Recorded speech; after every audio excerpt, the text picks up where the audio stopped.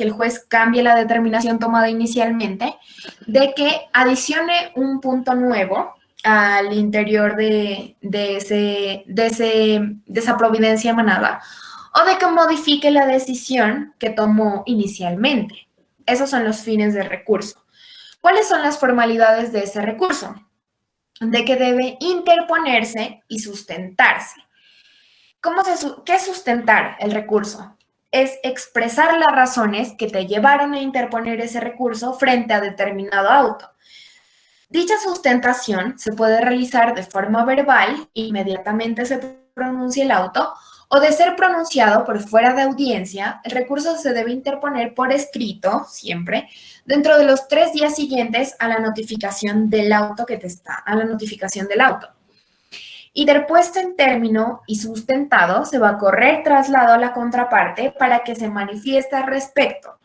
Y una vez corrido ese traslado, se da lugar a una decisión, es decir, el juez va a confirmar la decisión tomada, va a revocar la decisión tomada o va a adicionar puntos nuevos, teniendo en cuenta lo mencionado por el demandante o el demandado al correrse el traslado del mismo.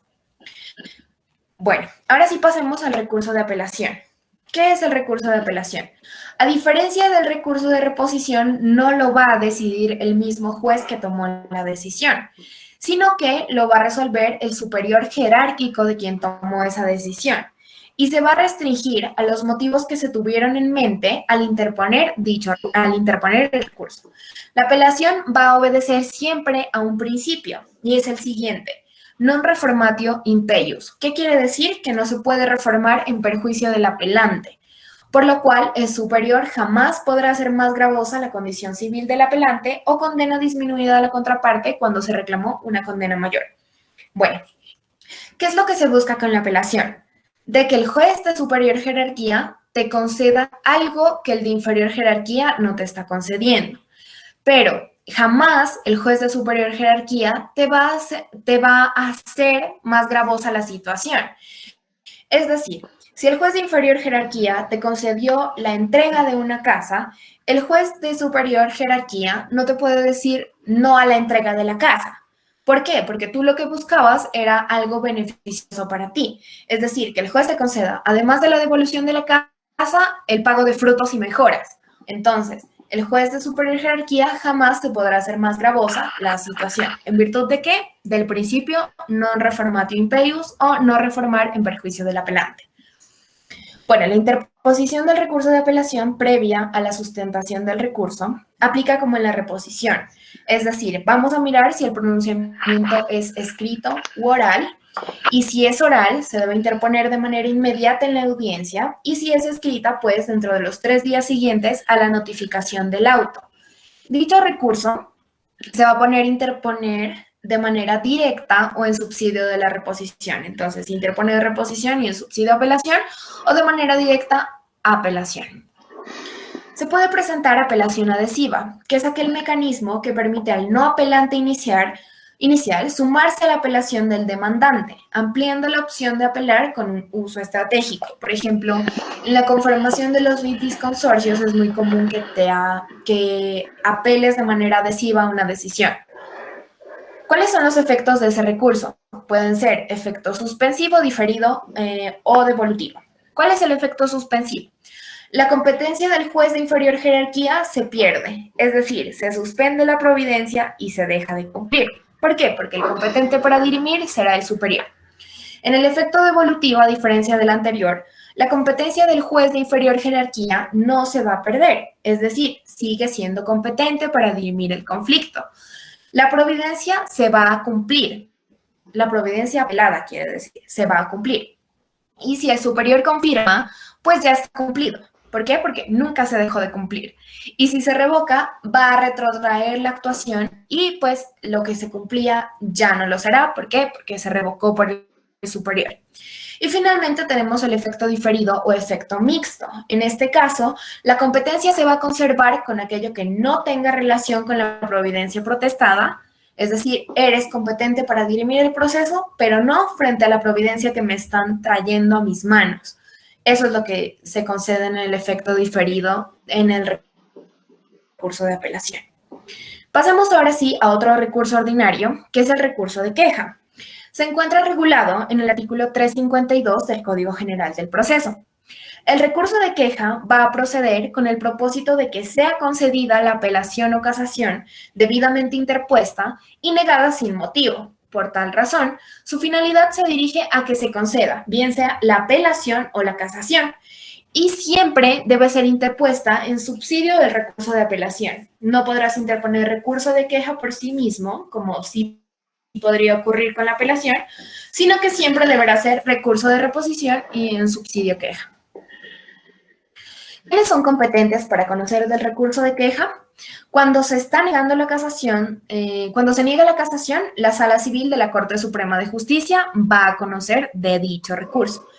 Y negativa de apelación en primera instancia siempre la conocerá la Sala Civil de los Tribunales Superiores.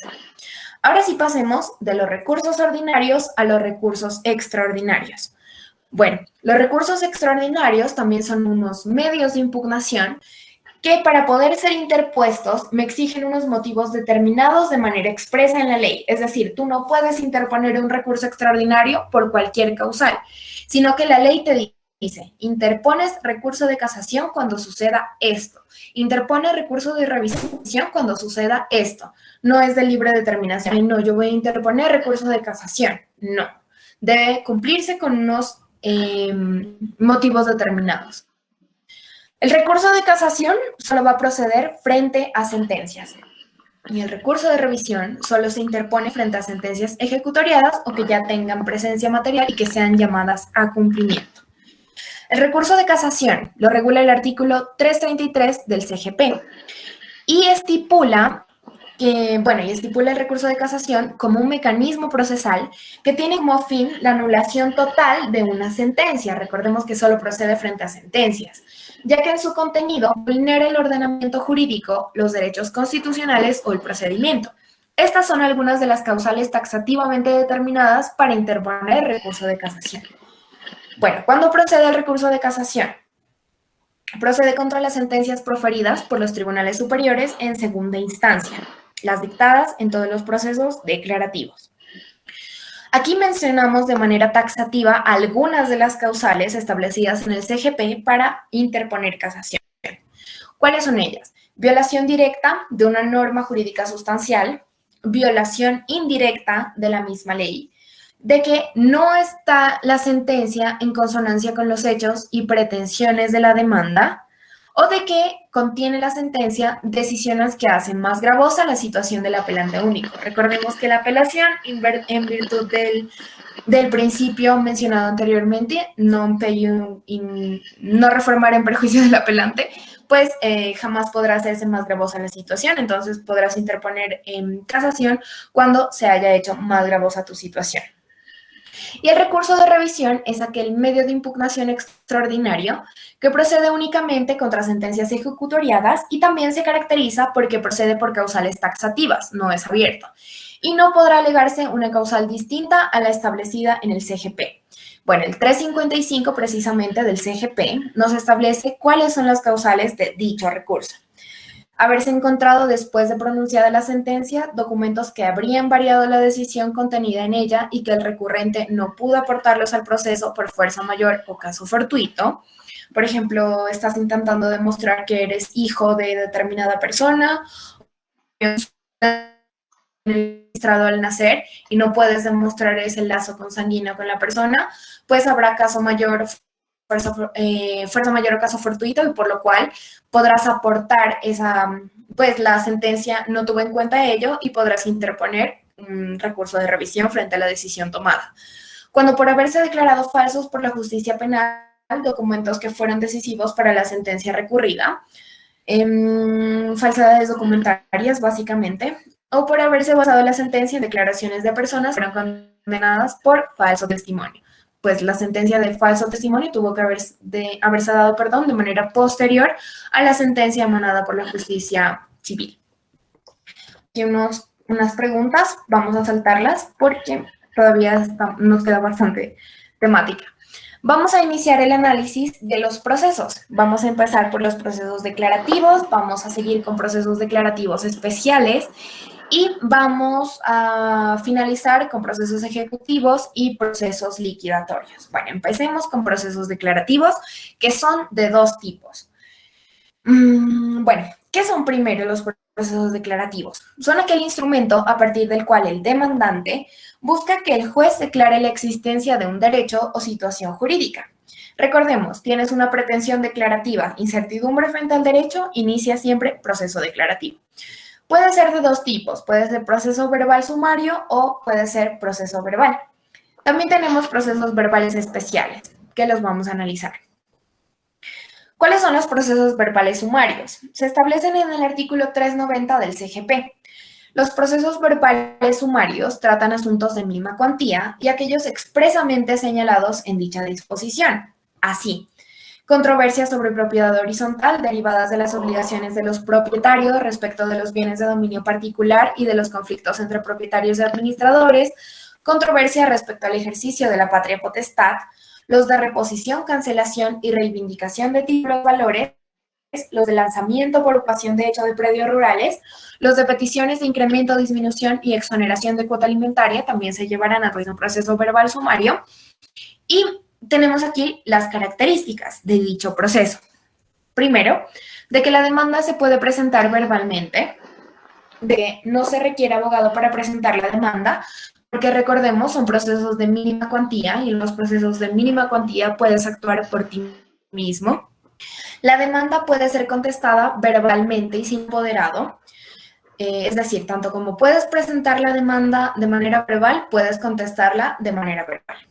Son procesos de única instancia, por lo cual no procede el recurso de apelación. Las excepciones de mérito se van a aportar en la contestación de la demanda. El juez va a decidir en una sola audiencia, porque es de única instancia, y el término para responder la demanda es de 10 días, es decir, el traslado es igual. ¿Cuáles son los requisitos de la demanda y de la contestación? Bueno, la demanda, como ya lo dijimos, debe seguir los lineamientos del artículo 82 del Código General del Proceso. Es decir, autoridad a la que se dirige, identificación del demandante, formulación de hechos y pretensiones. ¿Cuál es el término para contestar la demanda? En este caso será de 10 días. Y si falta un requisito, pues se subsane del término de 5 días mencionado inicialmente. La contestación se puede hacer de manera escrita o verbal ante el secretario del despacho. Y la interposición de excepciones previas se deben alegar mediante recurso de reposición al auto admisorio de la demanda. El proceso verbal sumario, en procesos verbales sumarios jamás procederá lo siguiente: la reforma de la demanda ni la acumulación de procesos. ¿Cuál es el trámite de la demanda en el proceso verbal sumario? Puedes interponer la demanda de manera escrita o oral, como lo mencionábamos. El auto admisorio de la demanda, notificación y traslado se dará por el término de los 10 días, por lo cual tendrás 10 días para contestar la demanda. El juez en una sola audiencia practicará las pruebas de haberse solicitado. ¿Por qué? Porque es un proceso de única instancia, recordemos. Y no podrán decretarse más de 2 testimonios por cada hecho. Las partes, de igual modo, no podrán formular más de 10 preguntas a su contraparte. Bueno, visto el proceso verbal sumario, pasemos al proceso verbal. Al proceso verbal se van a llevar o se van a tramitar todos los asuntos no adscritos a un proceso especial. Los procesos especiales los miraremos a continuación. En los procesos verbales se van a discutir todas las controversias sobre derechos inciertos y discutibles, porque recordemos, sigue siendo un proceso declarativo. ¿Cuáles son las etapas del proceso verbal? Tenemos tenemos una primera instancia en que se distinguen 3 etapas y una segunda instancia. Vamos a iniciar por la primera instancia, distinguiendo 3 partes. Tenemos una etapa introductoria, las partes presentan sus peticiones y pruebas y se desarrolla por escrito, demanda y prestación. Tenemos una etapa de debate oral, comienza en la audiencia inicial y termina avanzada la audiencia de instrucción y juzgamiento. Y tenemos una etapa conclusiva, se presentan las alegaciones y el pronunciamiento de la sentencia por parte del juez. Dicha etapa es principalmente oral. La segunda, la B, etapa de debate oral y etapa conclusiva, son eminentemente orales. La etapa introductoria es eminentemente escrita. ¿Cuál es la etapa introductoria? Tenemos demanda, aceptación de la demanda por parte del juez, es decir, admito y no admito rechazo, se notifica de manera personal el auto admisorio, se puede interponer recurso de reposición, se corre traslado de la demanda por 20 días, mismos días en los cuales deberás contestar la demanda. En la contestación debes afirmar si aceptas, no aceptas o no te consta determinado hecho. Siempre debes presentar el porqué o la justificación de esa aceptación, no aceptación o no constancia de un hecho. Puedes presentar de igual modo como demandado excepciones previas o de mérito y puedes allanarte a la demanda, es decir, estás de acuerdo con los hechos y pretensiones propuestas por la parte demandante. También se puede presentar demanda de reconvención en caso de así desearlo el demandado, es decir, presentar o formular tu propia pretensión frente a lo formulado por el demandante. Y se puede presentar el llamado a terceros, es decir, llamamiento en garantía, cuando llamas a un tercero para que responda por los perjuicios causados a una persona, o llamamiento al poseedor o tenedor, cuando verificas que una persona en verdad no debió ser demandada, sino que debió ser demandada a otra persona para que tenga efectividad la sentencia, o cuando se mantiene de manera, o también se puede mantener inactividad total como demandado. En ese caso, guarda silencio sobre los hechos susceptibles de prueba que se van a presumir lastimosamente ciertos. Tenemos una audiencia inicial. ¿Qué se hace en la audiencia inicial? Tenemos un interrogatorio de parte, va a decidir el juez sobre las excepciones previas reguladas en el artículo 100 del CGP. Va a existir una fijación del litigio sobre los puntos mencionados en la demanda. Va a existir un intento de conciliación, es decir, utilizar un mecanismo alternativo de solución de conflictos para dirimir la demanda. Va a existir un control de legalidad frente a los documentos aportados en la demanda y contestación. Se va a decretar las pruebas solicitadas por las partes. Se va a realizar la práctica de las pruebas y finalmente en esta audiencia inicial se programará la audiencia de instrucción y juzgamiento, donde también se realizará un interrogatorio de partes, se fijará el litigio nuevamente, se van a interrogar a peritos, testimonios y se exhiben documentos y además de otras pruebas. También tenemos, bueno, usualmente, ¿qué se nos dijo? Que los procesos ejecutivos no pueden existir sin una medida cautelar. Sin embargo, en los procesos declarativos también pueden existir medidas cautelares. Las medidas cautelares en el proceso declarativo, para que se logre la declaración de medida cautelar dentro del proceso declarativo, se debe imponer una caución que corresponde al valor del 20% de las pretensiones. El demandante que pretende el embargo o secuestro de un bien deberá prestar caución para garantizar el pago de perjuicios y costas que se causen por indebida presentación de medida cautelar. Respecto a las medidas cautelares, pueden revisar el artículo 590 del Código General del Proceso. Y si ustedes están interponiendo medidas cautelares, pero tienen amparo de pobreza, no es necesario garantizar la caución, sino que simplemente aportan el amparo de pobreza y solicitan la medida cautelar y no les cobran la caución. Bueno, se da también el cumplimiento de la medida cautelar a través de dos mecanismos, el oficio y el despacho comisorio.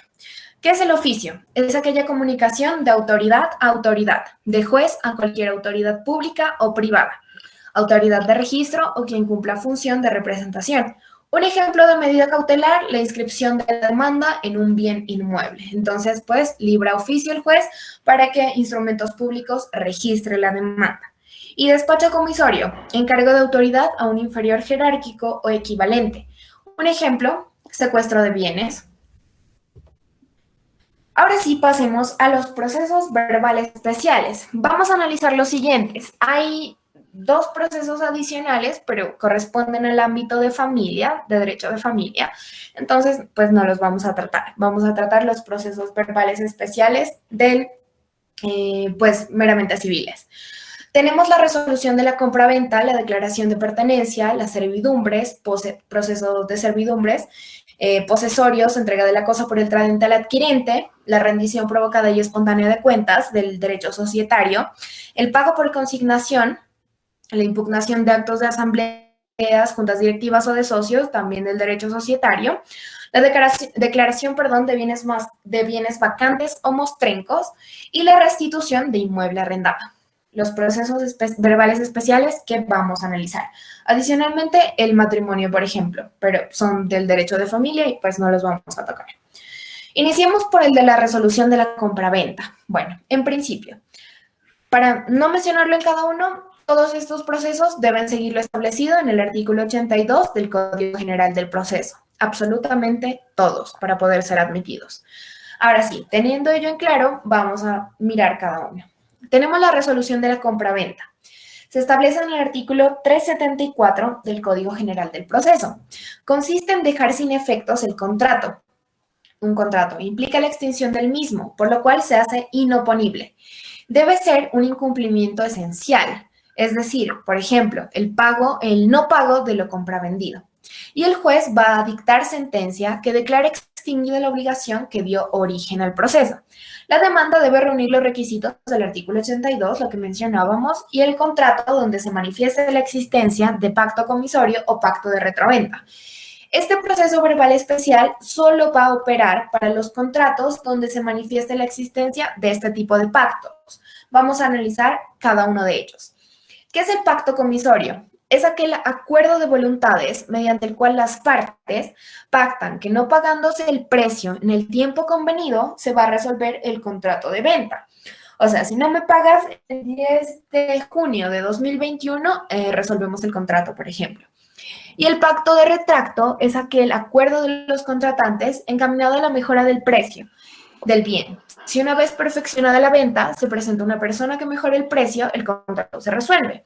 La mejora del precio debe hacerse en un término no superior a un año. Bueno, resulta que yo contraté con una persona para el suministro de 500 equipos de cómputo.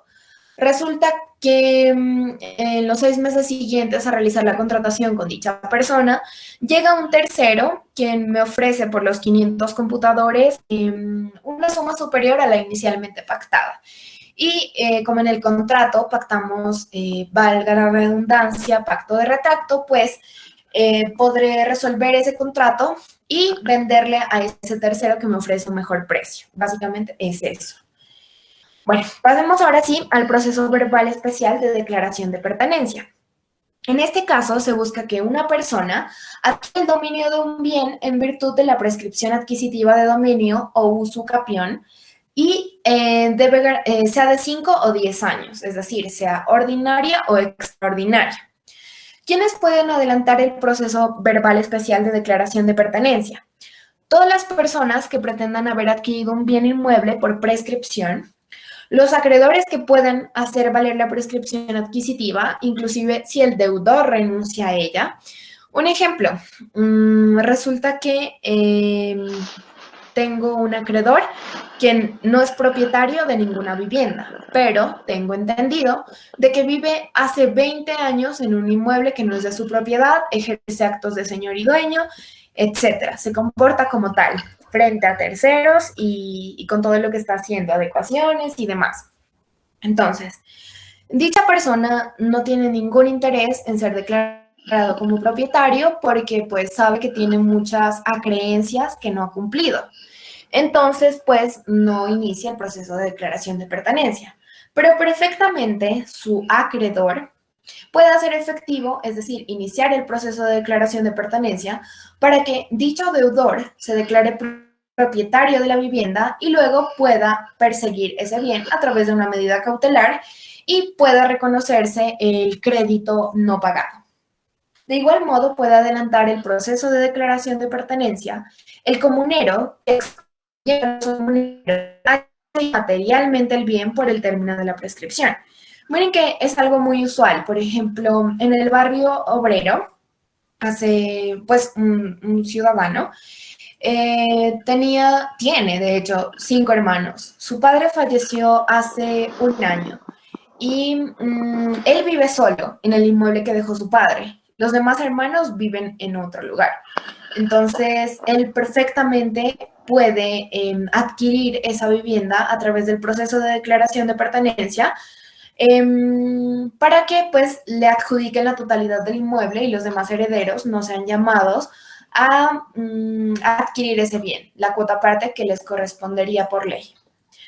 Bueno, la declaración de pertenencia, ¿cuándo no procede? cuando sean bienes imprescriptibles. De pertenecer a una entidad pública, se debe adelantar el proceso de adjudicación de baldíos a través de la Agencia Nacional de Tierras. ¿Cuáles son los requisitos para que proceda la declaración de pertenencia?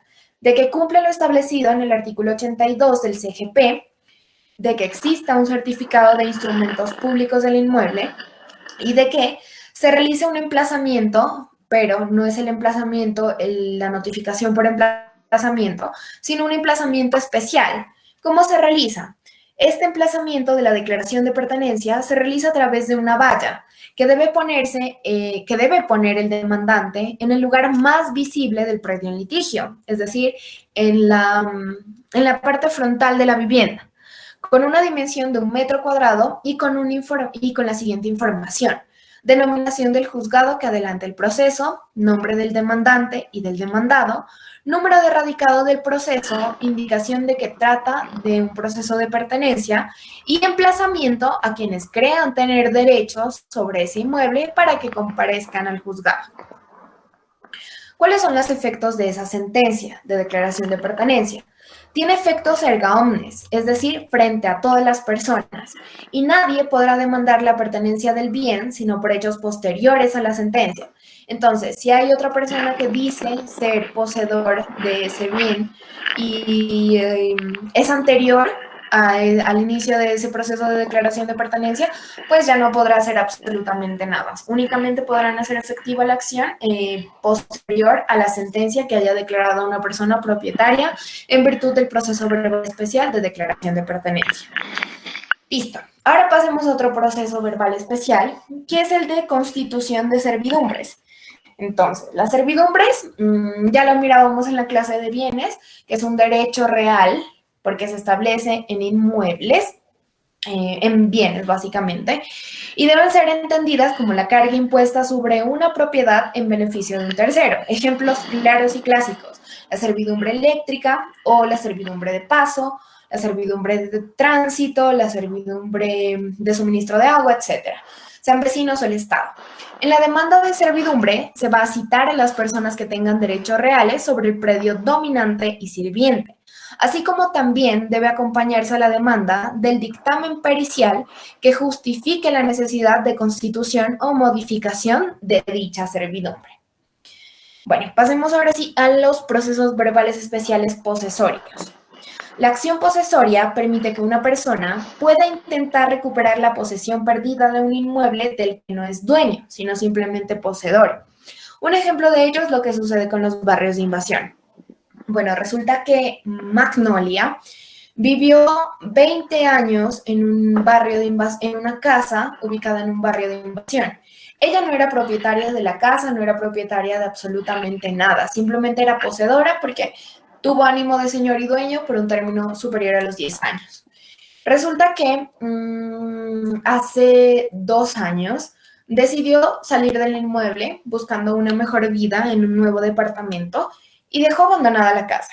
Un día cualquiera, en el transcurso del tiempo que ella no estuvo en el lugar, pasó una familia y miró que la casa estaba abandonada y pues le pareció adecuada porque es mejor tener un techo que vivir en la calle. Entonces decidieron ingresar al inmueble, a la casa y decidieron vivir en el lugar.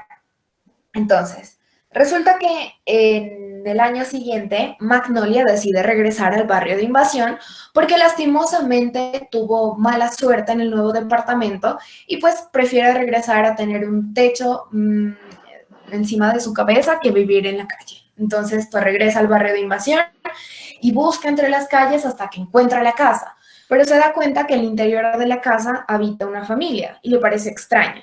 Entonces, acude a su oficina de abogado, acude a consultorios jurídicos y pregunta qué puedo hacer. ¿Qué puedo hacer para que esa familia salga de la casa que yo ocupé por 20 años? Entonces, pues, le podrán afirmar que se puede iniciar un proceso verbal especial posesorio para restituir la vivienda ocupada inicialmente por Magnolia. ¿Quién es el titular de la acción posesoria? La persona que disfrutó de la posesión debió ser tranquila y pacífica, cuando menos por un año, y la prescripción del derecho en 1 año.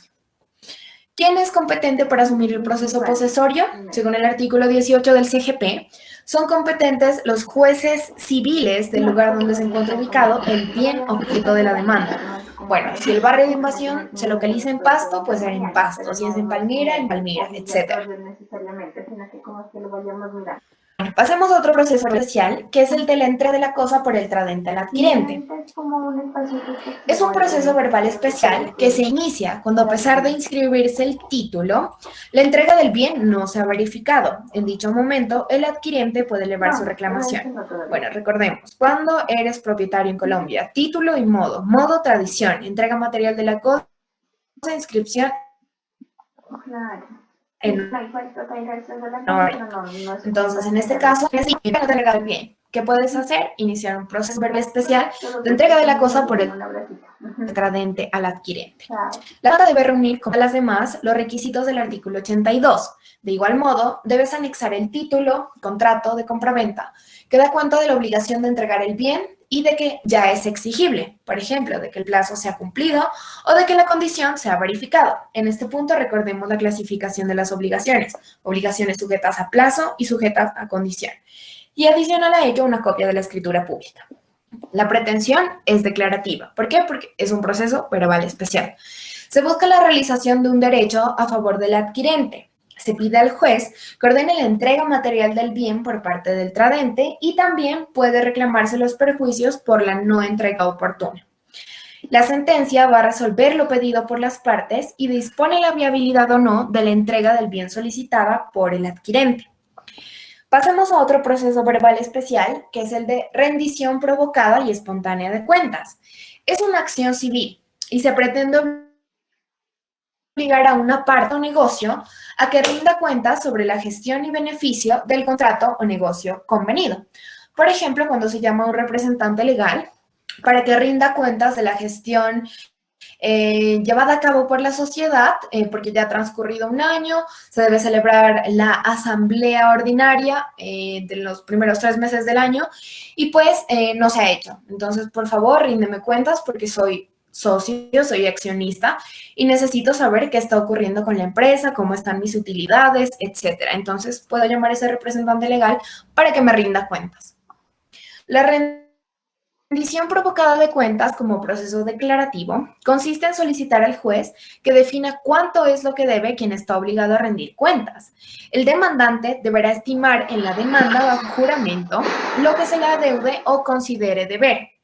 Si en el demandante, miren que aquí el juramento estimatorio sería un requisito obligatorio de la demanda. Si en el traslado de la demanda, el demandado no se opone a rendir las cuentas o objeta la estimación hecha por el demandante, se dictará auto de acuerdo con dicha estimación. Para objetar la estimación del demandado, deberá acompañarse las cuentas con los respectivos soportes. De las cuentas se da traslado al demandante por 10 días y si no las objeta, pues el juez las aprobará. Miren que si el demandado representante legal no se opone a rendir las cuentas ni objeta la estimación realizada por el accionista que lo demandó, pues se considerará que está de acuerdo con la estimación realizada por el socio demandante. Entonces, pues el juez decidirá en base a esa estimación. Por el contrario, si el demandado representante legal objeta las cuentas realizadas por el socio demandante, pues sí tendrá la opción de demostrar de que en verdad ese es un número exorbitante y que no debe cancelar el mismo. Pasemos las preguntas, pasemos. Luego las miramos pues ya el lunes. Bueno, pago por consignación. Otro proceso verbal especial. En este caso, es aquella figura que permite al deudor pagar mediante consignación una obligación que el acreedor se está negando a recibir. ¿Cuál es el clásico ejemplo de pago por consignación? El contrato de arrendamiento. ¿Por qué? Donde el arrendador acreedor no recibe el canon de arrendamiento por parte de su arrendatario con el fin de constituirlo en mora e iniciar el proceso verbal especial de restitución de inmueble arrendado. Bueno, en este caso, ¿qué es lo que está buscando el arrendador? Que su arrendatario salga del inmueble. ¿Cómo planea justificar la terminación anticipada del contrato? En virtud de que no está cumpliendo con una de sus obligaciones, que es el pago del canon de arrendamiento. Y como no está cumpliendo con su obligación, pues puede iniciar el proceso de restitución de inmueble arrendado. Pero ¿qué puede hacer el arrendador para que el arrendatario, perdón, para que su arrendador cumpla con el contrato y cumpla con recibirle el canon? Puede iniciar el proceso verbal especial de pago por consignación. Bueno, el artículo 1657 del Código Civil nos menciona qué es el pago por consignación y lo define de la siguiente forma. La consignación es el depósito de la cosa que se debe, hecho a virtud de la repugnancia o no comparecencia del acreedor a recibirlo. Miren que el arrendador se niega a recibirlo. Y con las formalidades necesarias en manos de una tercera persona. Aplica frente a obligaciones dinerarias o la entrega de un bien. ¿Cuáles son los requisitos para que ese pago por consignación, sea válido? Que el pago se debe hacer por una persona capaz, de que se haga a acreedor el cual debe ser capaz de recibir o a su representante. O sea, no me sirve cancelarle la suma de dinero a la esposa del arrendador, del propietario, sino que debe ser a la persona con capacidad de recibir, con quien suscribí el contrato. Que haya expirado el plazo o se haya cumplido la obligación, de la condición de la obligación. Por ejemplo, no le puedo cancelar, si en el contrato establecemos que la cancelación de canon será los 5 últimos días del mes, pues no podré obligarlo a que me reciba a mitad de mes, sino que debo esperar a que se cumpla el plazo y cumplir con la obligación. El pago se debe hacer en el lugar ofrecido, en el establecido en el contrato, por ejemplo, en la casa de habitación del arrendador. Se debe dirigir por parte del deudor al juez un escrito en que conste la oferta presentada al acreedor. Es decir, que le mencione, mira, yo te estoy intentando cancelar cierta cantidad de dinero en virtud del canon de arrendamiento del mes de mayo del año 2021. Y se debe dar traslado del escrito de oferta presentado al juez, acreedor o representante. ¿Cuál es el procedimiento para el pago por consignación? La demanda de oferta de pago debe reunir los requisitos del artículo 82 del CGP, tal y como las anteriores, y si el demandado no se opone, el demandante deberá depositar a órdenes del juzgado lo ofrecido. En el caso del dinero, dentro de los 5 días siguientes al vencimiento del término de traslado de la demanda, y en los demás bienes se va a decretar el secuestro. Hecha la consignación o secuestrado el bien, se va a dictar una sentencia que declare como válido el pago realizado. Vencido ese plazo para efectuar la conciliación o en la diligencia del secuestro no se presenta el bien, el juez va a negar las pretensiones de la demanda a través de una sentencia que no admite apelación. ¿Por qué? Porque tú estás interponiendo una demanda para que te reciban cierta cantidad de dinero o para que te reciban un bien. Pero pues parece que no tienes la intención verdadera de transferir el dominio del bien o entregar el dinero. Entonces, pues, la demanda llega hasta ese punto, se niegan las pretensiones y no se admite apelación frente a la decisión tomada por el juez. Si en la contestación de la demanda el juez se opone a recibir el pago, el juez ordenará por auto que no admite recurso que el demandante haga la consignación en el término de 5 días o decretará el secuestro, a partir de lo cual el proceso seguirá su curso. El demandante es aquí. El demandado se opone a recibir. Es decir, el arrendador se opone a recibir el pago, pues el juez ordenará que se realice la consignación. Bueno, la sentencia, ¿qué va a declarar? Va a ordenar que se cancelen los gravámenes constituidos en el inmueble, por ejemplo, de que se entregue el depósito judicial al demandado, o de que se entregue, por ejemplo, en caso de que sea suma líquida de dinero, o de que se entreguen los bienes secuestrados, si se trata de bienes muebles. ¿Cuáles son los efectos del pago por consignación? En el momento que el juez valide el pago por consignación y se materialice la obligación, se considera extinta. Cesan los intereses y exime del peligro de la cosa al deudor. Es decir, si tú debías cierta cantidad de dinero y pues pagaste en el momento oportuno, ya no debes cancelar intereses de manera posterior a la cancelación realizada. Pasemos ahora sí a otro proceso verbal especial, que es el de impugnación de actos de asamblea, juntas directivas de socios. Es aquel proceso verbal especial que busca dejar sin efectos las decisiones tomadas por la asamblea o la junta directiva de una sociedad o de una propiedad horizontal. Tiene un término de caducidad muy corto, establecido en el artículo 382 del CGP, Y es de que la demanda de impugnación de actos o decisiones de asambleas, juntas de socios o cualquier otro órgano directivo de personas jurídicas de derecho privado solo va a poder interponerse o proponerse dentro de los 2 meses siguientes a la fecha del acto respectivo. Si se trata de actos sujetos a registro, el término se va a contar desde la fecha de inscripción y deberá dirigirse contra la entidad.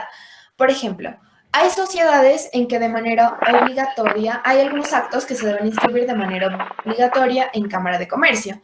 Por ejemplo, está registrando los estatutos, entonces pues de manera obligatoria debes establecerlos.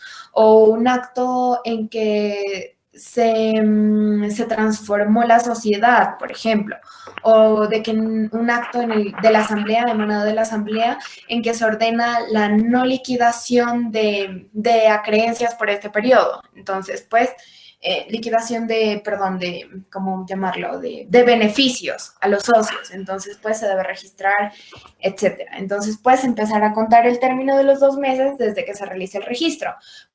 Pero si no se requiere el registro del acta de asamblea, pues se contará desde que se emanó el acta por la asamblea.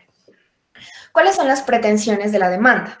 En la demanda de impugnación, el demandante puede solicitar la suspensión de los efectos que produce la decisión demandada, bien sea por violación de las disposiciones invocadas o cuando la violación se origine en el análisis del acto demandado, es decir, se deben confrontar norma, reglamento y los estatutos.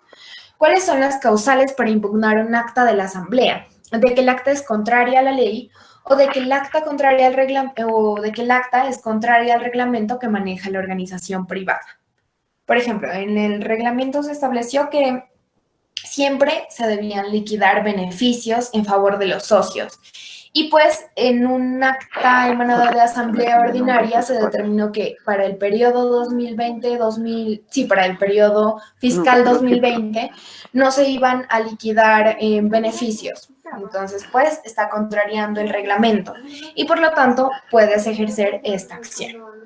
¿Quiénes son los legitimados por activa para impugnar las decisiones? Los socios ausentes o disidentes, nunca los socios conformes a la decisión, los administradores o el revisor fiscal en caso de que la sociedad tenga un revisor fiscal.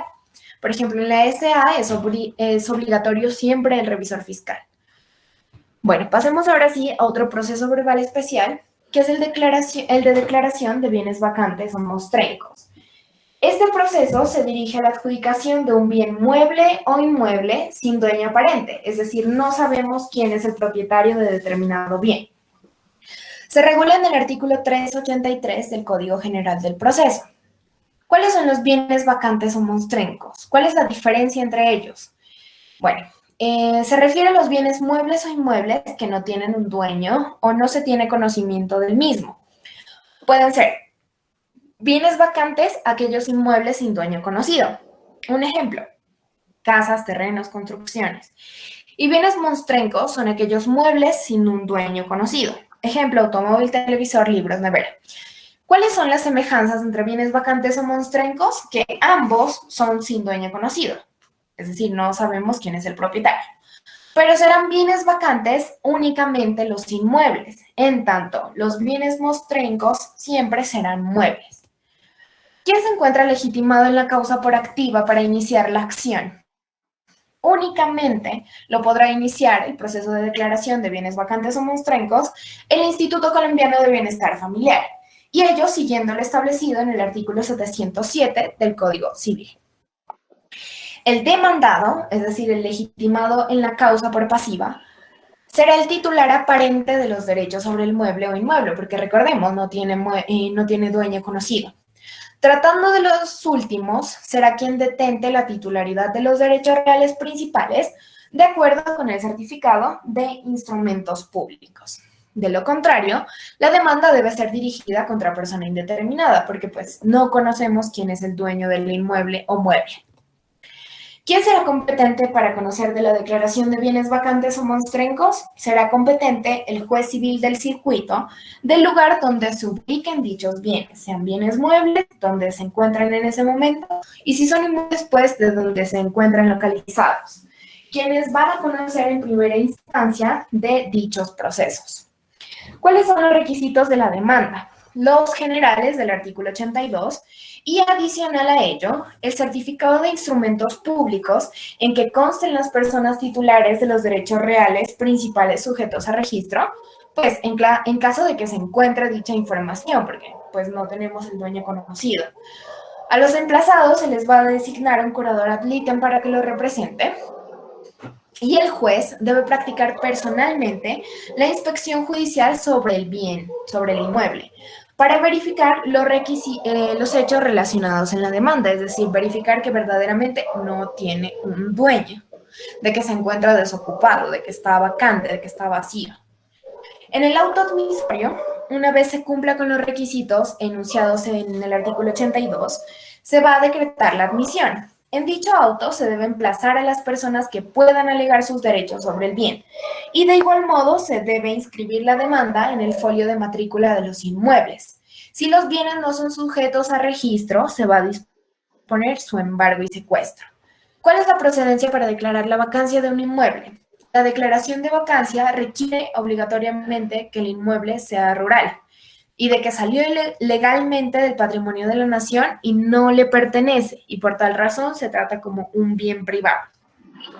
Finalmente, como último proceso verbal especial, tenemos la restitución de inmueble arrendado. Este proceso verbal especial tiene una finalidad que se dirige a retomar la tenencia de un bien por parte de su dueño, toda vez que ha sido arrendado dicho bien. La restitución estará precedida por la terminación del contrato de arrendamiento. ¿Aplica en todo contrato de arrendamiento el proceso de restitución de inmueble arrendado? Sí, el proceso de restitución de inmueble arrendado va a aplicar frente al arrendamiento de vivienda urbana regulado en la Ley 820 de 2003 y el arrendamiento de establecimientos de comercio, e inclusive también va a aplicar la restitución en bienes muebles arrendados. ¿Es necesario para este proceso agotar el requisito de conciliación extrajudicial? No, no es necesario que el demandante intente la conciliación, simplemente puede iniciar el proceso de restitución de inmueble arrendado. ¿Cuáles son los requisitos? Los generales del 82, más el contrato suscrito por las partes, y si no consta por escrito, pues, porque fue celebrado de manera verbal, puede recurrir a pruebas testimoniales, pues que den fe de la existencia de dicho contrato. ¿Cuáles son los requisitos de contestación de la demanda? Una vez se admita esa demanda y se notifique, la demanda del arrendatario podrá contestarla, pero si la causal para la contestación, pues si la causal por la cual se lo está demandando para la restitución del inmueble es la mora en el pago del canon de arrendamiento, servicios públicos o administración, no va a ser oído ni a presentar su defensa hasta que no pague a órdenes del juzgado o presente pruebas del pago efectuado. El término para contestar la demanda será de 20 o 10 días, dependiendo de si es un proceso verbal o verbal sumario. 10 días verbal sumario, 20 verbal. ¿Cuáles excepciones se pueden presentar por el demandado arrendatario? Excepción de pago, es decir, demandado ya pagó lo que se le acusa de estar debiendo. Puede desconocerse el carácter del arrendador, es decir, la persona que me está demandando en verdad no es el arrendador propietario de la vivienda. Y pese a proponer las excepciones, pues, por ejemplo, la excepción número 1, excepción de pago, el demandado debe pagar lo que se le acusa para poder ser oído en el proceso. ¿Tenemos demanda de reconvención o contrademanda? No. En el proceso de restitución de inmueble arrendado no procede la demanda de reconvención, ni tampoco la intervención excluyente, coadyuvancia o acumulación de procesos. Medidas cautelares especiales del proceso, pues las normales, las de todo proceso, el embargo y el secuestro. Y se pueden solicitar antes de notificar la demanda, ello para que el demandado no sea insolvente. Tenemos la restitución provisional del inmueble arrendado antes de la notificación del auto admisorio o en cualquier estado en que se encuentre el proceso, siempre y cuando se demuestre que el bien se encuentra desocupado o abandonado en estado grave de deterioro. Es decir, el demandante arrendador debe demostrar que su arrendatario demandado ha deteriorado de manera grave el inmueble. Por ejemplo, ha afectado la tubería, ha afectado los daños, paredes, no hay las losas y demás. Bueno, aquí hay algunas preguntas, pero bueno, al menos resolvamos una y pasamos. Carlos es arrendatario de un establecimiento de comercio desde hace 5 años. Sin embargo, desde hace 6 meses se niega a cancelar el canon de arrendamiento al arrendador. Y de paso, menciona que tiene derecho a la renovación del contrato por haber permanecido en el lugar más de 2 años. El arrendador desea terminar dicho contrato. ¿Qué proceso judicial podría iniciar el arrendador para que se restituya la tenencia del inmueble y el arrendatario cancele el canon adeudado?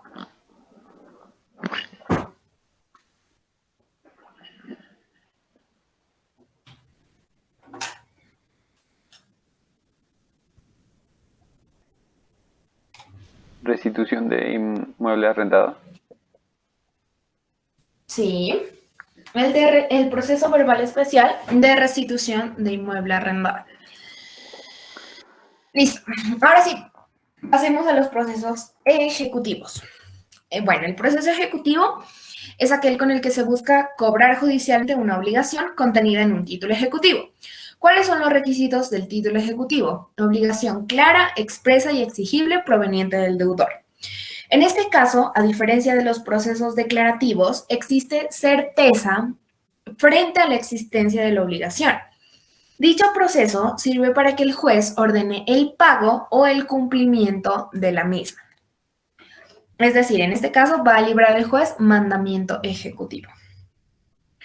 Obligaciones que se cobran en el proceso ejecutivo. Obligaciones por sumas de dinero, condicionales, o también las obligaciones de dar, hacer o no hacer. Es decir, obligaciones de la prestación de dar, hacer o no hacer. La demanda sigue los requisitos del artículo 82, pero adicional a ello, debe anexarse el título ejecutivo en que conste la obligación, sea el contrato, letra de cambio, etc. Excepciones previas. Es posible interponer excepciones previas en el proceso ejecutivo a través del recurso de reposición frente al auto que está librando mandamiento de pago. De igual modo, se puede alegar la ausencia de requisitos formales del título, toda vez que si no se hace en dicho momento, se puede perder la oportunidad. Requisitos formales del título, pues del título valor, en este caso. El plazo para interponer el recurso es de 3 días, contado siempre desde la fecha de notificación del auto que libra mandamiento de pago, y se da un traslado al demandante por 3 días adicionales. Excepciones de mérito que se pueden proponer al interior del proceso ejecutivo, pues son de libre denominación y configuración. Sin embargo, algunas de ellas pueden ser compensación, pago, novación, pérdida de la cosa o prescripción extintiva. Las excepciones de mérito deben proponerse dentro del término de 10 días siguientes a la notificación de ese mandamiento de pago. Ejecución del demandado. Una vez interpuesta la demanda, el juez debe librar mandamiento de pago, no autoadmisorio de la demanda, sino libra mandamiento de pago. Y el ejecutado tiene la oportunidad de proponer excepciones previas o de mérito. Si no lo hace, el juez, por medio de auto, va a seguir adelante con la ejecución. Va a practicar la liquidación del crédito, va a evaluar el mismo, se realiza el remate de los bienes embargados y se condena en costas al ejecutado. ¿Qué conductas puede asumir ese ejecutado? Puede guardar silencio, es decir, si notificado el mandamiento de pago, el ejecutado no formula excepciones ni tampoco plantea recurso de reposición, el juez de plano va a emitir auto que ordene el remate y avalúo de los bienes embargados y de los que a futuro puedan llegar a embargarse, y va a disponer que se siga adelante con la ejecución para obtener el cumplimiento de las obligaciones determinadas en el mandamiento de pago relacionadas también con el título ejecutivo, liquidación de crédito y condena en costas. Contra este auto no procede recurso de apelación. También otra conducta del ejecutado es de que puede presentar reposición contra la autoría del auto ejecutivo, puede formular recurso de reposición dentro del cual podrá hacer valer una, alguna o todas las defensas. Por ejemplo, puede controvertir los requisitos formales del título ejecutivo, siguiendo lo establecido en el artículo 430 del CGP, o puede proponer algunas excepciones previas del 442 del CGP. La única oportunidad que tiene el demandado para controvertir los requisitos formales del título ejecutivo es la de interponer recurso de reposición frente al auto ejecutivo. De igual modo, otra conducta que podría ejercer el ejecutado es cumplir con la obligación. De ese modo, impide que aumenten las expensas del proceso y a la jurisdicción le evita el trámite de un proceso. Otra opción, excepciones de mérito propuestas dentro de 10 días siguientes al mandamiento de pago. Medidas cautelares en el proceso ejecutivo, las miradas anteriormente, embargo y secuestro. La finalidad de las medidas cautelares en general es garantizar el pago de la deuda reclamada y se pueden aportar antes o durante el proceso. El límite de ellas es que no pueden exceder el doble de la deuda que se pretende cobrar. Sin embargo, hay una excepción y es de que cuando el bien a embargar o secuestrar es uno solo, por cuanto no se puede embargar media motocicleta o medio camión, pues se embargará la totalidad del bien pese a que exceda del doble y el demandado podrá cancelar una caución para librarse del embargo, una caución que garantice el pago. Bueno, aquí el ejecutado puede impedir la imposición de las medidas cautelares solicitadas por el ejecutante si presta caución por el valor actual de la ejecución aumentada en un 50%. Iniciemos con el proceso ejecutivo singular quirografario o personal. Bueno, en la actualidad, a diferencia de lo que ocurría con el Código de Procedimiento Civil, hay una sola forma procesal en la que se adelantan todas las ejecuciones, sin perjuicio de algunas disposiciones especiales, pretenda hacer efectiva la garantía hipotecaria o prendaria. ¿Quién es el competente para conocer este proceso? El juez civil municipal o del circuito, según el asunto de la cuantía que mirábamos inicialmente. Los factores para asumir competencia y el factor subjetivo. ¿Cuándo debo iniciar un proceso ejecutivo singular quirografario? Cuando el acreedor tenga garantizado el pago de la creencia con la totalidad de los bienes del deudor, es decir, con varios inmuebles o con varios vehículos, etc. No me haya garantizado el pago con una hipoteca sobre un bien inmueble, sino sobre la totalidad de su patrimonio. ¿Cuáles son las pretensiones de la demanda? Se pueden plantear en la demanda varias pretensiones. Concretamente, se puede solicitar el pago de la obligación de dar, consistente en pagar sumas de dinero, el pago de una obligación de dar especies muebles o bienes de género distintos del dinero, el pago de una obligación de hacer o el pago de una obligación consistente en suscribir documentos y el pago de una obligación de no hacer. Bueno, vamos a iniciar por esta. La demanda ejecutiva, cuando lo que se pretende es el pago de una obligación de dar consistente en pagar sumas de dinero. Bueno, se regula en el artículo 424, 430 y 431 del CGP. En este caso se va a prever una cantidad líquida de dinero e intereses. En la demanda se debe solicitar el pago de aquella y de estos, es decir, del capital inicial más los intereses, desde que se hicieron exigibles y hasta que el pago se efectúe. En materia de intereses, si el ejecutante pretende su pago, debe solicitarlos expresamente en la demanda, pidiendo que también se libre mandamiento de pago por los que se hubieran causado y se llegasen a causar durante el proceso, de acuerdo con lo previsto en el título ejecutivo. Mandamiento de pago. Cuando la pretensión es el pago de esa obligación de dar, pero de dar sumas líquidas de dinero, el juez profiere mandamiento de pago que le ordena al deudor que dentro de los 5 días siguientes al ejecutado, a la notificación de la providencia, le cancele al acreedor la cantidad líquida de dinero por concepto de capital más los intereses reclamados, desde que se hicieron exigibles y hasta que el pago de la prestación se realice. El juez debe librar mandamiento de pago con fundamento en el artículo 430 del CGP y en la forma pedida si fuera procedente. Los 5 días que le confiere la ley al deudor para que cancele la prestación se cumplen a partir del día siguiente a aquel en que se ha notificado personalmente del mandamiento de pago. Bueno, ahora vamos a ver unos requisitos que se aplican tanto para el pago de una obligación de dar, consistente en entregar como cuando se solicita la obligación de entrega. Entonces, en esta partecita traten de ponerme un poquito de atención porque aplica para varios procesos ejecutivos. Bueno, se regulan los artículos 426, 128, 430, bueno, etcétera. Ahí los que pueden mirar en la diapositiva. El demandante tiene tres posibilidades para presentar la demanda. Entonces, pongamos mucha atención en esta parte. Demanda puede presentar de este modo la demanda. Demanda y mandamiento de pago cuando se solicita la entrega del bien más los perjuicios moratorios causados. Entonces, ¿qué está solicitando en este caso? La prestación in natura de la obligación. O sea, suscribiste un contrato para que te entreguen 10 sillas de cuero negro con 4 patas, con un espaldar. Entonces vas a solicitar con esta demanda que se entreguen las 10 sillas más los perjuicios causados, porque tú planeabas utilizar esas sillas en el día, bueno, el Día de la Madre que ya pasó.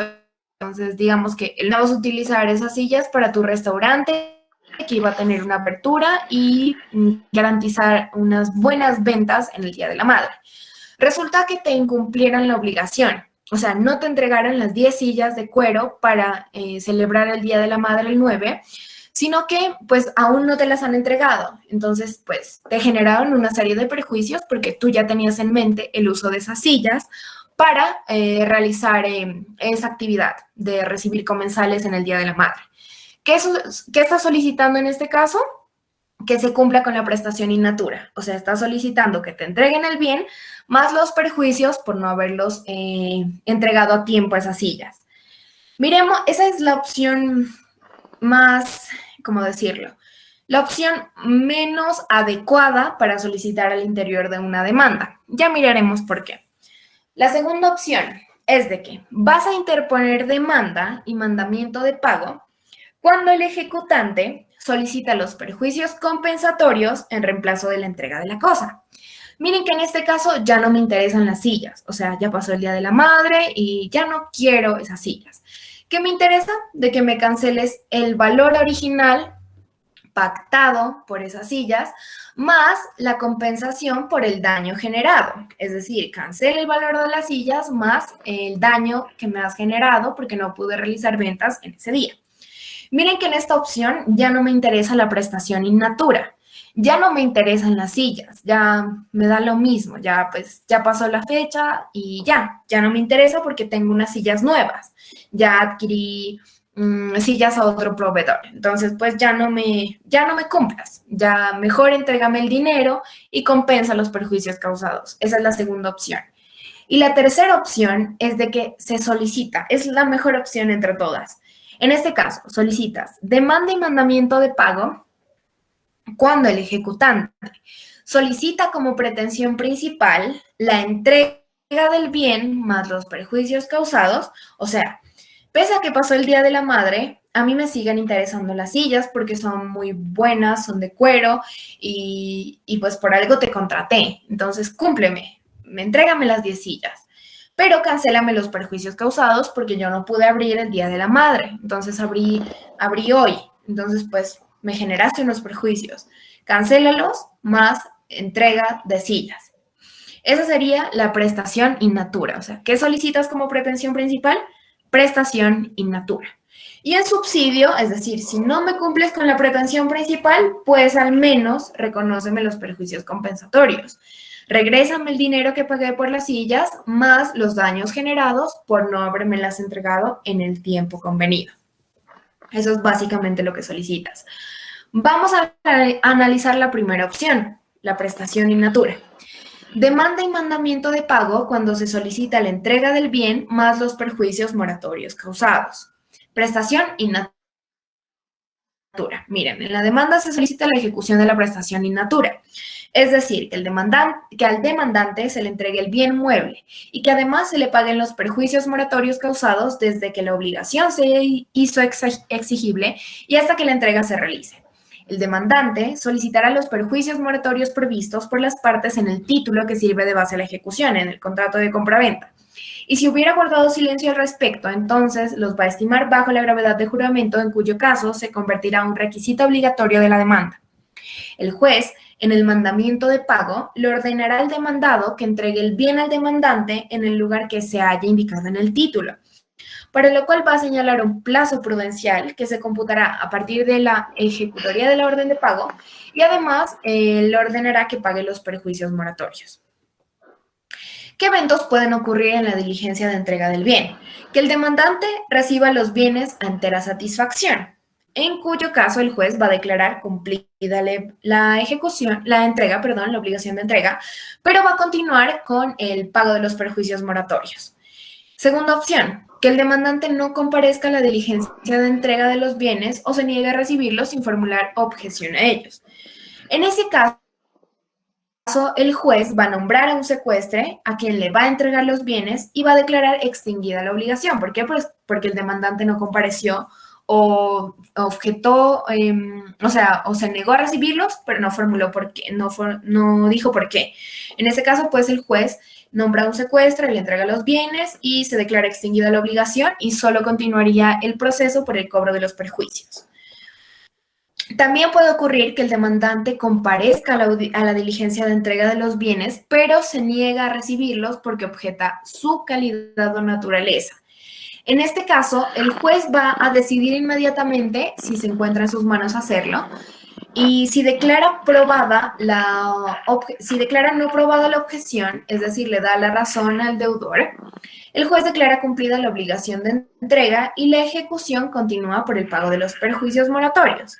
Pero si declara aprobada dicha objeción, es decir, le da la razón al acreedor, el juez, ante el fracaso de la obligación de entrega y como no tiene una pretensión que lo sustituya, va a declarar terminado el proceso mediante auto que no admite apelación.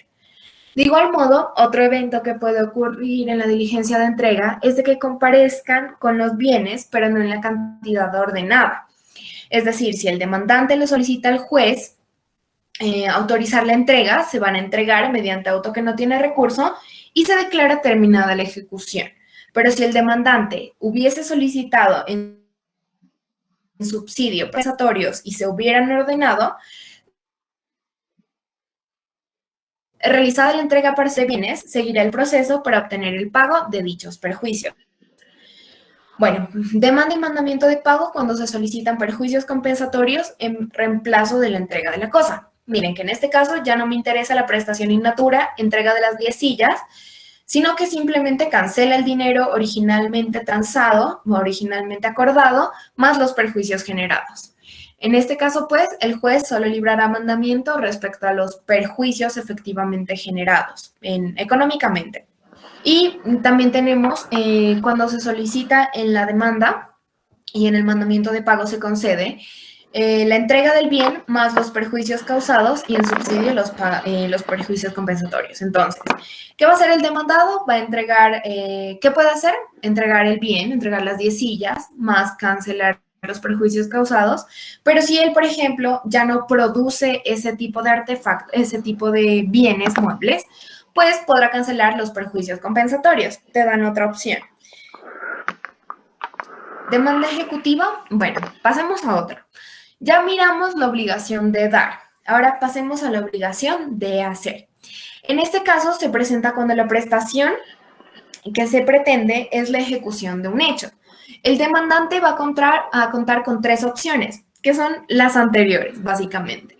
Primero, va a demandar, la demanda va a solicitar la ejecución del hecho debido más los perjuicios causados, prestación in natura, o sea, contraté a un constructor, a un carpintero, no, a un constructor. Me iba a hacer el segundo piso de la casa. Entonces, pues me incumplió. No me entregó el piso en el tiempo que debía. En ese caso, pues voy a solicitar que esa persona ejecute el hecho, que me entregue el segundo piso de la casa, más los perjuicios causados, porque pues yo tenía planes, mi hija iba a venir del exterior y necesitaba ocupar ese segundo piso.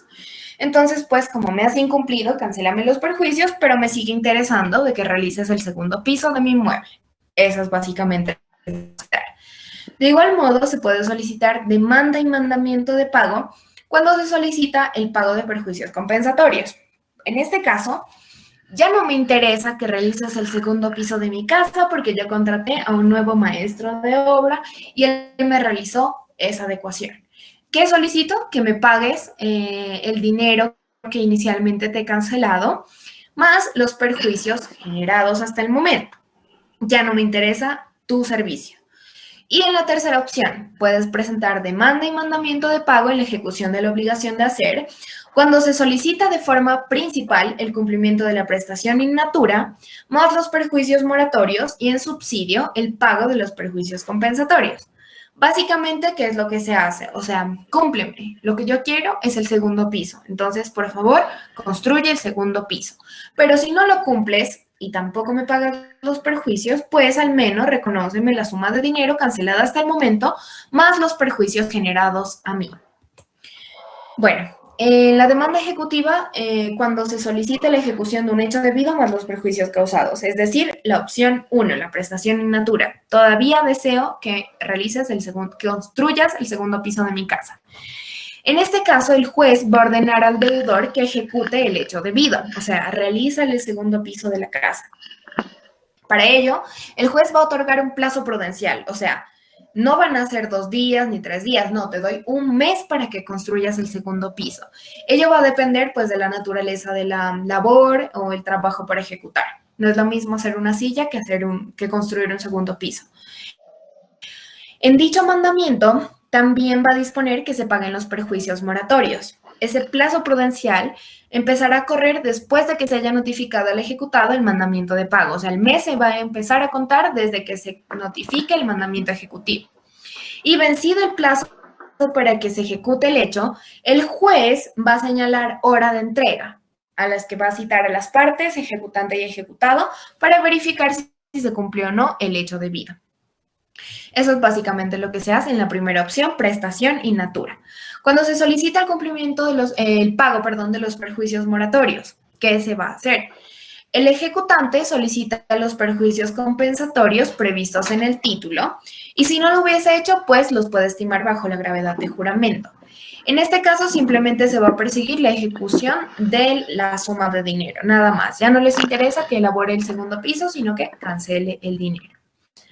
Y la última opción, pues, el juez le dará, como sucedió en la primera opción, un plazo prudencial para que construya el segundo piso de la vivienda. Si no la construye durante el término, el juez podrá seguir por el pago de los perjuicios compensatorios. Listo. Ahora pasemos a la demanda ejecutiva cuando se pretende la suscripción de un documento. En este caso, el acreedor pretende forzar el cumplimiento de la obligación de hacer, consistente en la suscripción de una escritura o documento privado. En la demanda, debe solicitar la suscripción del documento más los perjuicios moratorios por no haberse suscrito el documento a tiempo. Y se van a estimar los perjuicios en el juramento, bajo la gravedad de juramento. A la demanda con la que se promueva la ejecución para que el deudor suscriba el documento, debe acompañarse el título que presta mérito ejecutivo y agregarse el documento que debe ser suscrito por el juez, para el caso de que el deudor no cumpla la orden de pago. Se puede solicitar en la demanda que además se le ordene al deudor entregar el bien después de que se haya registrado la escritura suscrita como consecuencia de la ejecución. Por ejemplo, cuando no te quieren firmar una escritura pública, pues puedes llevar ese proceso puedes llevar el contrato para hacer efectiva la obligación ahí contenida. Y tenemos finalmente... Preguntita rápida, Nata. ¿El contrato tiene que ser escrito o...? No, puede ser verbal. No es título ejecutivo, claro, no, tiene que ser escrito. Sí, ¿no? Porque debes aportarlo a través de título ejecutivo y debe ser una obligación clara, expresa, exigible, proveniente del deudor. Para constituir ese título, tienes que se declare. Sí, primero tendrías que iniciar el declarativo y luego ya continuar con el ejecutivo. Vale. Bueno. Y finalmente tenemos la demanda ejecutiva cuando se pretende el pago de una obligación de no hacer. ¿Cuándo ocurre? Cuando la prestación consiste en el deber de no hacer de parte del deudor, que éste ha violado o transgredido, el demandante, además de acompañar el título que presta el mérito ejecutivo, debe acompañarlo de la convención o el incumplimiento del deudor. El artículo 427 nos menciona cuáles pueden ser esos documentos aportados. Documento privado, público, inspección judicial, confesión judicial extraprocesal o sentencia que pruebe la contravención. Aquí un ejemplo. El deudor se vio obligado a no levantar un muro para no obstruir una servidumbre de vista. Es decir, no iba a construir un muro que dividiera nuestros predios porque pues afectaba mi servidumbre de vista. A la demanda será necesario acompañar el título, es decir, el acuerdo suscrito entre las partes, por ejemplo, un documento privado, recordemos que es lo más habitual para constituir servidumbres, y la prueba de que sí se construyó el muro y se afectó la vista panorámica. La pretensión que puede formularse frente a estas obligaciones de no hacer consiste en que el deudor destruya lo hecho y que además pague los perjuicios moratorios previstos en el título o documento que estime bajo la gravedad de juramento si no fueron pactados o convenidos. Una vez presentada la demanda aparejada con el título y la prueba de la convención del deudor, el juez va a librar mandamiento de pago a través de la cual va a ordenar al ejecutado que destruya lo hecho, es decir, por favor, elimine el muro del lugar porque está afectando la servidumbre de vista originalmente constituida. Usted tiene una obligación de no hacer. Pues para que destruya lo hecho y pague los perjuicios. Si el deudor no destruye lo hecho en el plazo prudencial, es decir, se niega a eliminar el muro, siempre que el demandado no hubiera solicitado en subsidio el pago de perjuicios compensatorios, el juez puede ordenar la destrucción de ese muro y seguirá lo establecido en el artículo 4, en el numeral 4 del artículo 433 del Código General del Proceso. Bueno, ahora sí, terminados los procesos ejecutivos, pasemos a los procesos liquidatorios, que son básicamente 4 procesos liquidatorios.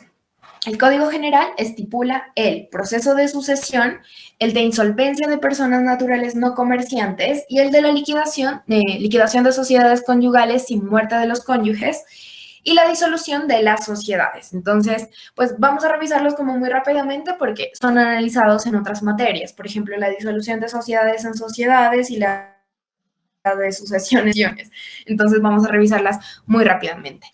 ¿Cuándo se da apertura a la sucesión? Cuando la persona fallece, cuando el causante ha fallecido. Esa muerte va a conducir a la liquidación del patrimonio de esa persona. El mecanismo de esa sucesión es la sucesión mortis causa. A raíz de ello se produce un llamamiento a los herederos que deben manifestar si aceptan o repudian la herencia, según lo que mirábamos ayer. Si aceptan, pues pueden decir, acepto la totalidad de la herencia, en virtud de la cual se van a confundir los patrimonios y vas a responder por los pasivos, incluso con tu patrimonio propio. Y pues si aceptas con beneficio de inventario, en virtud de la cual no se confunden patrimonios y solo responderás en virtud de los activos recibidos, o puedes repudiar la herencia, o sea, no tienes intención ni en activos ni en pasivos. Bueno, la aceptación. El heredero puede aceptar, bueno, lo que explicábamos, ¿no? Se puede dar aceptación pura y simple, implica riesgo de la confusión de patrimonios, y beneficio de inventario puede restricción de aceptación del pasivo en proporción del activo recibido. Puede repudiar la herencia, es decir, rechazarla por parte de uno o varios herederos. Existe también un fenómeno establecido en el Código Civil, en el 1297 del Código Civil, que es el fenómeno de la herencia yacente. En este caso, el acreedor solicita que se declare abandonada la herencia con el propósito de que con ello se paguen las obligaciones del causante. Entonces, yo soy el acreedor y la persona que falleció me debía 100 millones de pesos. ¿Qué puedo solicitar? Que se declare yacente la herencia, es decir, los bienes de esa persona para que yo pueda perseguir los mismos. Especiales del proceso de sucesión. Bueno, por regla general, embargo y secuestro, pero especiales del proceso de sucesión tenemos el de guarda y aposición de sellos. En este caso, se protege mediante un inventario los bienes de la sucesión. Su inicio se hace a 30 días de muerte del causante. Pasado ese tiempo, no se puede solicitar. ¿Por qué? Porque sería una solicitud improcedente. Decretadas las medidas cautelares, el proceso de sucesión debe iniciar en un término de 10 días. Si no se inicia el proceso de sucesión en el término de 10 días, se levantará la medida cautelar especial de guarda y aposición de sello. Por esa razón, es una medida de naturaleza excepcional. ¿Por qué? Porque puede practicarse con anterioridad a la apertura del proceso, siempre y cuando la apertura del proceso se realice dentro de los 10 días siguientes. Bueno, procedimiento de apertura de la sucesión. El proceso va a iniciar con la declaración de apertura de la asociación y se va a notificar a los herederos conocidos. Se debe vincular de manera obligatoria al ICBF porque recordemos, si dentro del cuarto orden hereditario no existe ninguna persona llamada a heredar, pues será el Estado quien herede a través del ICBF o por conducto de él. La de la sucesión implica el reconocimiento del derecho de aquellos que hubieran concurrido, sin que el reconocimiento inicial implique la restricción para quienes posteriormente comparezcan al proceso como titulares de igual o mejor derecho. Es decir, somos 3 hermanos, pero apareció un hijo extramatrimonial, entonces él también puede comparecer a ese proceso. Se va a realizar un proceso de diligencia de inventarios y avalúos. ¿Qué quiere decir? Se determina con certeza los bienes que se incluirán en la partición, obligaciones a considerar únicamente las respaldadas en el título ejecutivo y que los acreedores concurran a la diligencia. En esta etapa se va a presentar una discusión respecto a la inclusión o exclusión de bienes y obligaciones y se va a tramitar siempre por el camino de las objeciones. Y finalmente tenemos el proceso de partición, es decir, ya sabemos o ya hemos resuelto la difícil decisión de qué bienes ingresan o no a la sucesión. En ese momento vamos a realizar la partición. El partidor se puede designar por común acuerdo entre los herederos o por un auxiliar de la justicia. Se puede realizar. Presentada la partición, se va a someter a consideración a través de un traslado conjunto de 5 días para todos los herederos. En ese momento se podrán formular objeciones a la distribución de bienes. Por ejemplo, no estoy de acuerdo en que me hayan dejado una casa en Bogotá y a mí una casa en Amazonas o algo así. Y respecto de dicha partición, no proceden recursos y se va a protocolizar en notaría.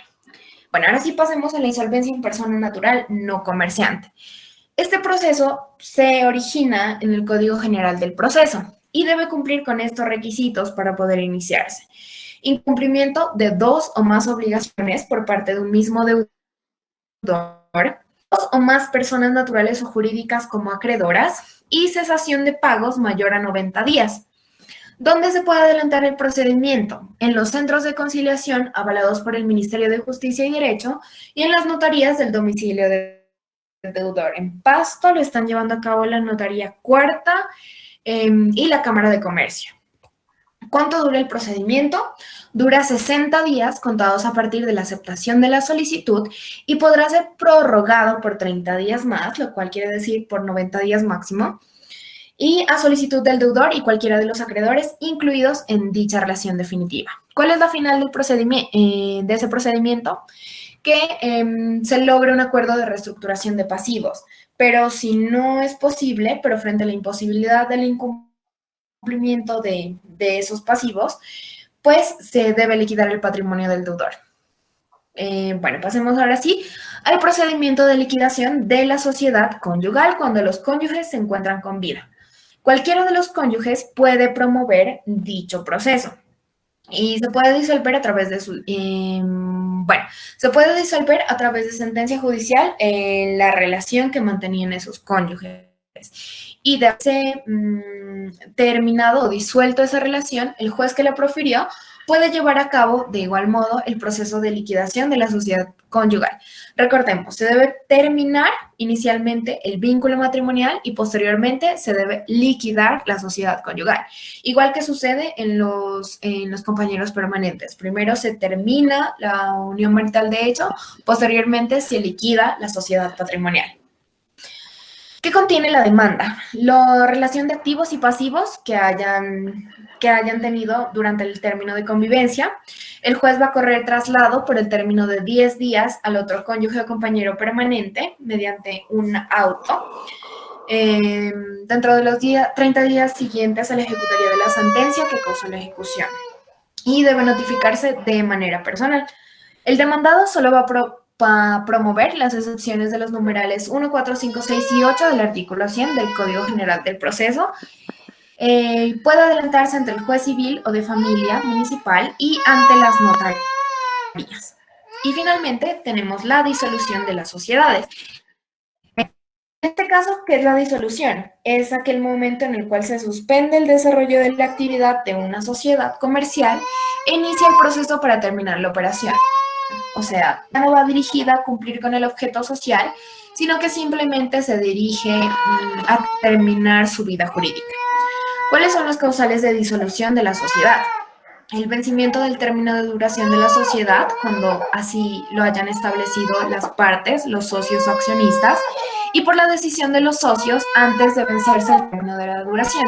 Es decir, teníamos un término inicial establecido en reglamentos de 10 años, pero hemos tenido 5 años en el mercado y recuerden que el quinto año en una empresa es el más complicado porque determina si sí sigues o se decide terminar la vida jurídica de la sociedad porque hay muchas pérdidas. Entonces, los pasivos superan los activos y hemos decidido disolvernos. Esa es una causa de disolución.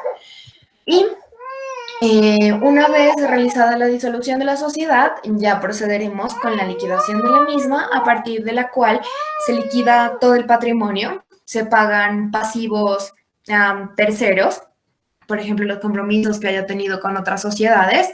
Luego se liquida el patrimonio, el pasivo interno, es decir, se paga funcionarios, se paga gastos de papelería, etcétera.